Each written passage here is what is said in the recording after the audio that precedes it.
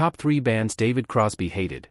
David Crosby was one of the most iconic and enduring voices of the 1960s, playing a key role as a founding member of the Byrds and Crosby, Stills, Nash, and Young, two highly influential folk rock groups. In his third year as a Byrd, David Crosby was kicked out of the band. In 1971, Crosby released his first solo album, If I Could Only Remember My Name, featuring contributions by Nash, Young, Joni Mitchell, and members of Jefferson Airplane, The Grateful Dead, and Santana. However, Crosby was as well known for his outspoken personality and turbulent personal life as he was for his music. David had a reputation for being a difficult and divisive figure in the music industry, with many of his former bandmates having criticized his behavior and attitude over the years.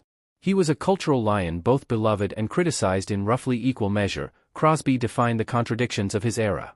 He was a voice of his generation's most cherished ideals and its most pungent caricature.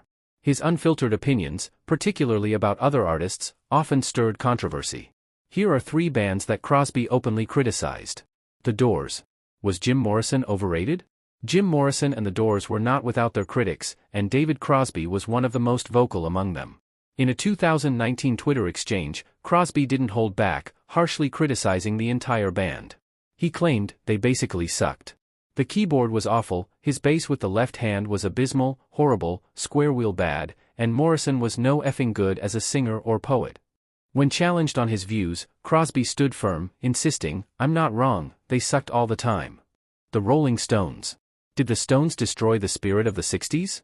The Rolling Stones are widely regarded as one of the greatest rock bands of all time, but that didn't stop David Crosby from sharing his negative opinion of them. David Crosby blamed the Stones for burning down the dream of the 1960s.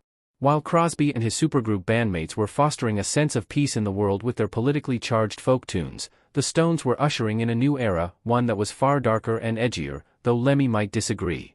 That fact apparently didn't sit well with Crosby. David Crosby once remarked that the biggest mistake was turning what was originally a fun, party-like atmosphere into an ego-driven spectacle led by the Rolling Stones, whom he considered snobs. He described them as being on a grotesque, negative ego trip, particularly singling out the band's 2 leaders. Crosby later added that while the Rolling Stones' music had some variety, the Beatles were far superior, especially in vocal harmonies, which he believed Mick Jagger, Keith Richards, and the rest of the band couldn't do at all.